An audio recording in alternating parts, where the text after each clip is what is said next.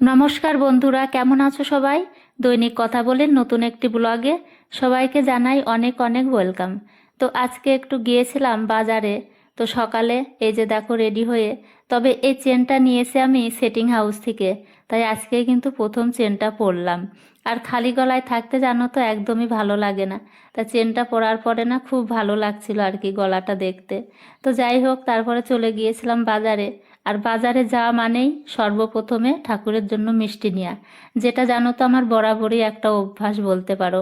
আর আজকে যেহেতু বৃহস্পতিবার, তবে জানি সবাই একটু বৃহস্পতিবারে ভালো করে ঠাকুরের পুজো দেয়। আর বাড়িতে যেহেতু সব রকমের সবজি ছিল, তাই কি আর সবজি নেব। আর সবজিগুলো দেখতে এত ভালো লাগছিল, টাটকা টাটকা সবজি। তো শেষমেশ একটু নিয়ে নিলাম পেঁয়াজ। মানে পেঁয়াজের পাতা শুদ্ধ, এখন যেহেতু নতুন পেঁয়াজ উঠেছে। তবে এই পেঁয়াজের পাতাগুলো জানো তো খেতে খুব ভালো লাগে। চাউমিন হোক, ম্যাগি হোক, পাস্তা হোক, সমস্ত কিছুর মধ্যে দিলে না দেখতেও ভালো লাগে, সাথে খেতেও ভালো লাগে। তো তারপরে যে চলে গিয়েছিলাম কিছুটা আমলকি নিতে।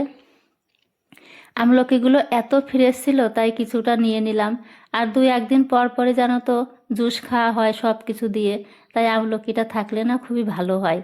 তো তারপরে যে চলে গেলাম মাসিমার কাছ থেকে 10 টাকার ফুল নিয়ে নিলাম। তবে 10 টাকার ফুল কিন্তু অনেকগুলোই দিয়েছিল। তো তারপরে চলে গিয়েছিলাম একটু মুদিখানা বাজারে। আর বাজারে যেহেতু খুব একটা যাওয়া হয় না, তো বাজারে গেলে মনে হয় এটা নিই ওটা নিই, এরকমই হয়। আর এই যে সকালে শাশুড়ি মা পুজো দিয়ে দিল। তবে জানো তো অনেক দিন পর থেকে মানে আজকে পুজো হলো। যেহেতু অনেক দিন পুজো করা হয় না, তো সেই কারণে খুব ভালো লাগছিল। তো সন্ধ্যার সময় আমি একটু ধূপ জ্বালিয়ে সন্ধ্যাটা দিয়ে দিলাম। আর ধূপের গন্ধটা না আমার খুবই ভালো লাগে। তোমাদের কেমন লাগলো জানিও। সবাই ভালো থেকো, টাটা।